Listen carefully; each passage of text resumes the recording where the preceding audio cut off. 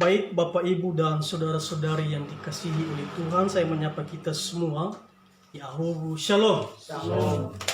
Pada kesempatan ini, sekalipun situasi kita masih beribadah di rumah, tetapi kita percaya sebagai orang yang beriman bahwa semua hal yang terjadi pasti membawa dampak yang positif bagi kita. Sehingga kita sebagai orang yang beriman tentu menerima baik suka dan duka dengan iman di hadapan Tuhan. Kita juga bisa bersyukur, saya melihat ya, lengkap keluarga ya Pak. Jadi bisa ibadah bersama. Dan ini nilai positifnya. Seandainya corona ini tidak terjadi, belum tentu kita bisa beribadah bersama dengan anak-anak, dengan anggota keluarga, dengan lengkap pada saat ini. Bapak, Ibu, dan saudara-saudari yang terkasih di dalam Tuhan, firman Tuhan bagi kita berbicara tentang bagaimana kehidupan Yesus Kristus sehingga ia disalibkan. Tentu kita mengerti bahwa ketika di Taman Eden, jauh sebelum Yesus datang ke dunia, ketika manusia dan Allah ada di dalam Taman Eden, hubungan manusia dengan Allah begitu baik, begitu harmonis. Tetapi ketika pintu dosa dibukakan, ketika manusia melanggar, ketika dosa hadir, maka sebagus apapun hubungan pasti akan rusak. Ini yang harus kita renungkan. Demikian juga dalam kehidupan kita yang sekarang ini. Ya.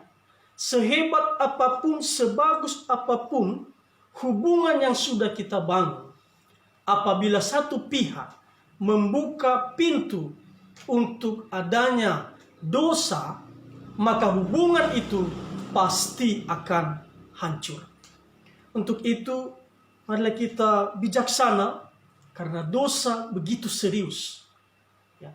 Ketika dosa sudah merasuki suatu hubungan, baik hubungan antar sesama, hubungan ayah dan ibu, ya, hubungan tuan dan bawahan, ketika hubungan suami istri, ya, mulai dibuka pintu agar dosa bisa masuk, agar dosa bisa hadir, maka percayalah hubungan itu pasti akan hancur.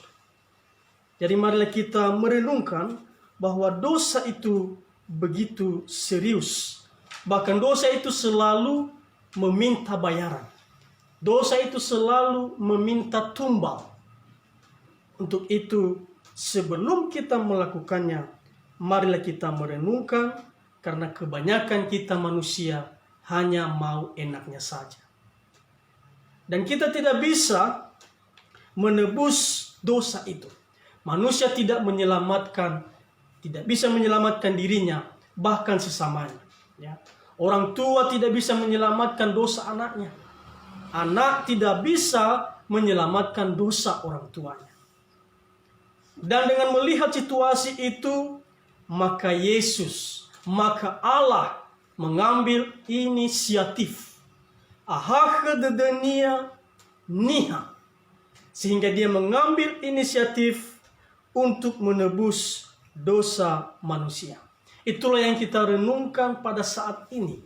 Bagaimana Yesus masuk ke dalam dunia, hadir, lahir dari perawan Maria, dan ia menjalani penderitaan bahkan sampai disalibkan. Apa tujuannya? Supaya hubungan manusia dengan Allah, hubungan Allah dengan manusia bisa dipulihkan. Ia rela dipukul, ia rela dicaci maki, ia rela diludahi, ia rela digantung di atas kayu salib. Tetapi kita belajar di sini bahwa dalam menghadapi itu, ayat yang ke-46, kira-kira jam 3 berserulah Yesus dengan suara nyaring, Eli, Eli lama sabachthani, artinya Allahku, Allahku, mengapa engkau meninggalkan aku? dalam menghadapi penderitaan, dalam menghadapi kesesakan, dalam menghadapi masalah, satu hal yang Yesus ajarkan. Mari kita berseru kepada Allah. Mari kita berseru kepada Tuhan. Ya, Yesus tidak berseru kepada para muridnya dengan berkata, "Wahai para muridku, di manakah kalian berada?" Atau dia berseru kepada Yusuf atau Maria, "Wahai ibu dan bapakku, di manakah kalian?" Dia tidak berseru kepada manusia dalam menghadapi masalahnya, dalam menghadapi penderitaannya. Ya. Dia tidak berharap pada manusia, atau dia tidak berharap kepada raja pada saat itu dengan berteriak, "Tolong ringankan bebanku. Tolong aku di atas kayu salib ini. Beri aku kesempatan." Tetapi dalam menghadapi itu semua, Yesus berseru dengan nyaring kepada Allah. Hendaknya kita demikian dalam menghadapi berbagai suka dan duka. Hendaklah hati kita ini selalu berseru kepada Yesus, kepada Allah Bapa yang di surga.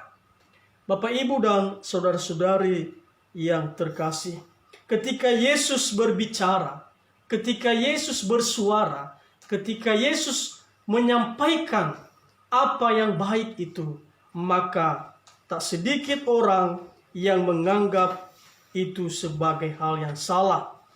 Di ayat yang ke-49 dan 47, 47 mendengar itu beberapa orang yang berdiri di situ berkata, "Ia memanggil Elia." 49, tetapi orang lain berkata, "Jangan, baiklah kita lihat apakah Elia datang untuk menyelamatkan dia." Ya. Banyak orang yang menyalahartikan suara nyaring yang disampaikan oleh Yesus.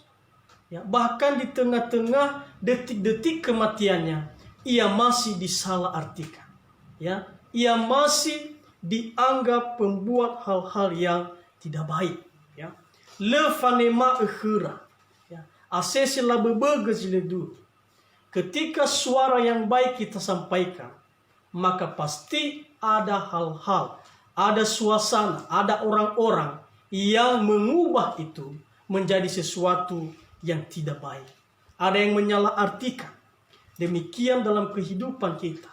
Natawau sisohi, tafatuna jisohi, pasti atau zamu ilwah tanbe. Banyak yang menafsirkan arti lain. Kenapa? Karena mereka tidak dekat dengan Yesus. Orang yang sering salah paham, orang yang sering sensitif, orang yang sering baper tanpa alasan yang benar adalah orang yang jauh dari Yesus itu sendiri. Kadang-kadang dalam kehidupan kita, kita sering menyalahartikan apa hal-hal yang disampaikan kepada kita. Hal-hal yang baik. Tawai tengahnya ia, tawai ya ia kheda. Ya, lefanemae baba aurid. Hadia bere karena tidak dekat dan tidak mengenal dengan baik siapakah Yesus itu. Seandainya orang-orang saat itu mengenal baik dan dekat dengan Yesus, tentu mereka tidak akan menyalahartikan apa suara nyaring yang disampaikan oleh Yesus itu.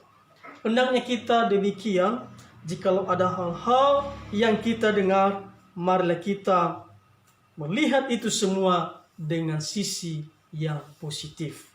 Bapak, Ibu, dan saudara-saudari yang terkasih, dan ketika Yesus bersuara, ketika Yesus menyerahkan, memanggil, dan berseru kepada Bapanya, ia menyerahkan nyawanya. Kalau kita melihat ayat 50, Yesus berseru pula dengan suara nyaring, lalu menyerahkan nyawanya. Yesus tidak dijemput oleh malaikat maut. Kita harus mengerti ini. Tidak seperti keadaan kita manusia biasa. Ketika kita mati, maka kita pasti akan dijemput oleh malaikat maut. Tetapi Yesus sendiri menyerahkan hidupnya. Barulah kehidupan itu berakhir. Bapak, Ibu, dan saudara-saudari yang terkasih, semua ada di dalam kontrol Allah itu sendiri. Ya. Nalo itehege nasa batebai alua. Kita percaya jika sesuatu itu belum waktunya, itu tidak akan terjadi. Tetapi ketika waktunya, pasti akan terjadi. Apapun rencana kita, apapun pergumulan kita, apapun keinginan kita, jika Allah masih belum menyerahkan itu, masih belum mengatakan terjadilah, maka itu tidak akan terjadi. Untuk itu marilah kita sabar, karena segala sesuatu Yesus yang mengatur. Jikalau Yesus berkata ya, jikalau Yesus berkata selesai, disitulah semuanya selesai dan terjadi. Jadi janganlah kita gelisah dengan situasi corona yang sekarang. Jikalau Allah masih belum menjawab doa-doa kita, kita harus sabar. Karena segala sesuatu di bawah kontrol Allah. Jikalau Tuhan masih belum menyerahkan apa yang menjadi masalah kita itu untuk selesai, maka kita harus bersabar. Apapun cita-cita kita, apapun pergumulan kita, apapun rencana kita, apapun masalah kita, marilah kita menunggu aba-aba dan kepastian dari Yesus itu sendiri. Seperti ketika ia menyerahkan nyawanya, seketika itulah ia mati di atas kayu salib. Bapak, Ibu, dan saudara-saudari yang dikasihi oleh Tuhan, di sini kita belajar bagaimana keteladanan Yesus. Di sini kita melihat Yesus begitu sabar dalam menghadapi orang-orang pada saat itu. Dan kemudian di ayat berikutnya di sana kita melihat bahwa 51, dan lihatlah tabir bait suci terbelah dua dari atas sampai ke bawah, dan terjadilah gempa bumi, dan bukit-bukit batu terbelah, dan kuburan-kuburan terbuka, dan banyak orang kudus yang telah meninggal bangkit. Ketika Yesus mati, maka membawa satu keterbukaan. Terbuka ba'aba agusali yang dipercaya ada ruang kudus dan ada ruang maha kudus. Ada jarak antara manusia dengan Allah dalam menyembah. Tebai moi warga baruang maha kudus. Itu pun hanya dimasuki oleh para imam pada saat itu. Tetapi dengan kematian Yesus, batasan itu semua terbuka untuk kita. Dan itulah yang kita syukuri, kita bisa beribadah. Bukan hanya di gereja, kita bisa beribadah di rumah, kita bisa beribadah di jalan, kita bisa beribadah dimanapun. Karena tabir itu, batasan itu telah terbuka oleh kematian Yesus Kristus. Jadi Bapak, Ibu, dan saudara-saudari, jangan kita melihat, oh berarti kalau ibadah di rumah itu berbeda dengan ibadah di gereja. Hati kita yang menentukan apakah kita sungguh-sungguh memuji Allah ataukah tidak. Bapak, Ibu, dan saudara-saudari yang terkasih, tetapi ada hal-hal yang ironis yang harus kita renungkan. Yesus sebenarnya datang ke dunia dengan niat baik. Yesus sebenarnya datang dengan visi yang baik. Tetapi niat baik itu tersembunyi kepada manusia-manusia pada zaman itu. Kenapa? Karena mereka lebih memilih untuk mengingat Barabas.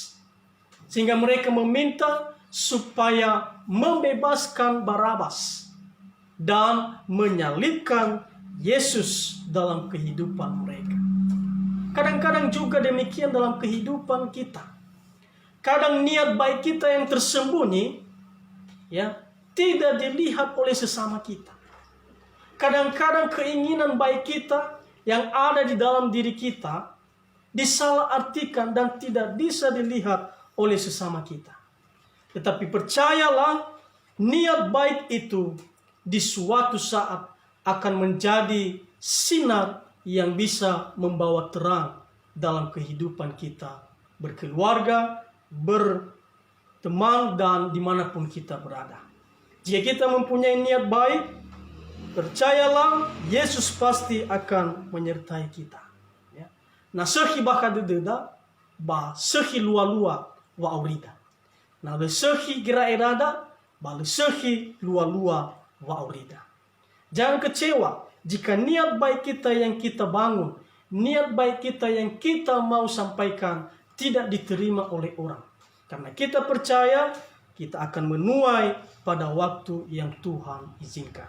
Bapak, Ibu, dan saudara-saudari yang terkasih, demikian juga ironisnya dalam kehidupan Yesus pada saat itu. Ketika ia menderita, ketika ia di atas kayu salib, ketika ia jatuh, ketika ia hidup dalam penderitaan, lebih banyak yang menonton daripada yang menolong. Ketika ia ada di atas kayu salib, ya, lebih ribuan orang, ratusan orang yang menonton daripada menolong Yesus itu sendiri. Lebih banyak yang mengejek, lebih banyak yang mencerca, lebih banyak yang menghina dia daripada yang memuji dia. Ya. Inilah saat-saat yang harus kita renungkan. Demikian juga ada saat-saat dalam kehidupan kita ini jatuh, dan jangan terkejut. Lebih banyak nanti orang yang menonton kita daripada yang menolong kita. Jangan kecewa dan jangan frustrasi. Karena semua itu Tuhan pakai supaya mempersiapkan kita menjadi lebih baik lagi. Ya, asese labe bagamai dola heda badan niha, ya, so naweda ba wa iki-iki, ba le aweda ba beki-iki. Itulah kehidupan dunia yang ditawarkan oleh dunia. Ya. Ketika kita jatuh, ketika kita dalam penderitaan, lebih banyak orang yang menonton daripada menolong kita. Dan jangan kecewa, Yesus sudah melaluinya, dan bersama Yesus kita pasti bisa. Di sana juga kita melihat ketika Yesus memikul salib, ia ditertawakan, ia diejek, ia dihina. Dan banyak yang mengatakan dia itu sudah kalah. Bapak, Ibu, dan saudara-saudari yang terkasih, demikian jugalah dalam kehidupan kita. Ketika kita mengambil keputusan, kita mau mengikut Yesus, kita mau menyangkal diri, kita mau memikul salib, pasti banyak orang yang menertawakan kita. Ya. Misalnya kita mulai menyangkal diri, mulai memikul salib, saya tidak mau lagi, ya, minum minuman keras. Pasti banyak teman-teman yang akan mengejek. Ya, saya mulai berhenti, ya, untuk menggosip. Pasti banyak orang yang menjauhi kita.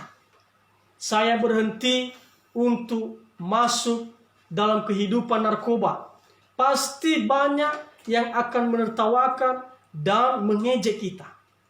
Kenapa? Karena kita mau memikul salib dan menyangkal diri dan mengikut Yesus. Demikian yang terjadi dalam kehidupan Yesus ketika ia memikul salib. Banyak yang menyoraki dan banyak yang tidak menghargai dia lagi. Bapak, Ibu, dan saudara-saudari yang terkasih, di manakah para murid pada saat itu? Di manakah orang-orang yang sudah mendapat mukjizat? Orang buta disembuhkan, orang lumpuh, ya, dibikin berjalan lagi. Di manakah mereka yang sudah mengecap kebaikan-kebaikan Tuhan itu? Mereka tidak bersama dengan Yesus. Jadi itulah ironis dalam kehidupan, dan itu bisa saja terjadi kepada pengikut-pengikut Yesus seperti kita pada saat ini. Jadi jangan kecewa jika kita mengambil satu contoh bahwa Yesus pasti bisa menolong kita. Bapak, Ibu, dan saudara-saudari yang terkasih, tentu keinginan Yesus dalam peringati Jumat Agung ini, marilah kita menyalibkan diri kita, menyalibkan segala kedagingan kita, dan mengikut Yesus itu dalam memikul salib. Ciri-ciri orang yang sudah ikut disalibkan bersama Yesus adalah tidak membalas kejahatan. Tidak membalas kejahatan dengan kejahatan. Kalau kita melihat Yesus sudah dipaku tangannya, Yesus sudah dipaku kakinya, dan ada di atas tiang yang sudah digantung. Tetapi kita melihat sama sekali dia tidak membalas. Demikianlah orang-orang percaya yang sudah menyalibkan diri bersama Yesus. Ia tidak akan membalas, tetapi ia akan berdoa dan memberkati orang-orang dengan berkata, mereka tidak tahu apa yang mereka perbuat. Jika dalam kehidupan kita masih membalas apa yang dilakukan sesama kita kepada kita, berarti kita belum menyalibkan kehidupan kita bersama Yesus. Bapak, Ibu, dan saudara-saudari yang kekasih, orang yang sudah disalibkan seperti adanya Yesus Kristus, ia tidak bisa melihat bagian belakang.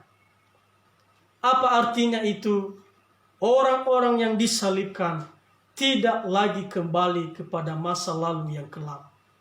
Tetapi ia memandang ke depan dan memandang ke atas dan berseru kepada Allah yang di surga untuk menolong hidupnya, untuk melanjutkan hidupnya. Ia tidak kembali lagi pada masa-masa yang suram yang sudah ia lewati, yang sudah ia belakangi. Ya, eluahannya pada tengah sae asu samuli ia bagutania. Bapak, Ibu, dan saudara-saudari yang terkasih, demikianlah renungan ini kiranya boleh membawa berkat bagi kita semua. Mari kita berdoa.